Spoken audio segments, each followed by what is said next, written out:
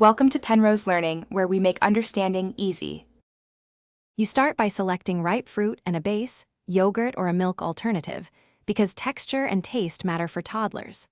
Once the fruit is chopped, blend in measured portions. 1 cup fruit to 1/2 cup yogurt or 3/4 cup plant milk.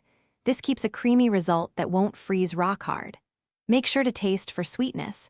Add 1 tablespoon applesauce or a small splash of 100% juice if needed. Strain only if seeds are present for a smoother mouthfeel. Once your puree is smooth, pour into silicone or BPA-free molds and leave about 0.5 cm headspace to allow expansion.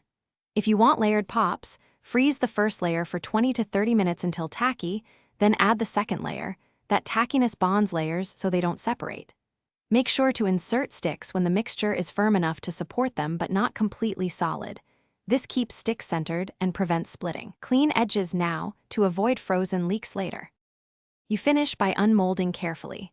Run warm tap water over the outside for 10 to 15 seconds while holding the mold upside down, then gently pull the pops out. Once popped, place them in an airtight bag or container, label with the date, and use within 1 week for best flavor. If a batch becomes icy or too hard, don't discard it. Blend thawed pieces with a little yogurt or juice and refreeze. This restores creaminess and reduces large ice crystals. Thanks for watching. If this was helpful, leave a like and consider subscribing. See you next time.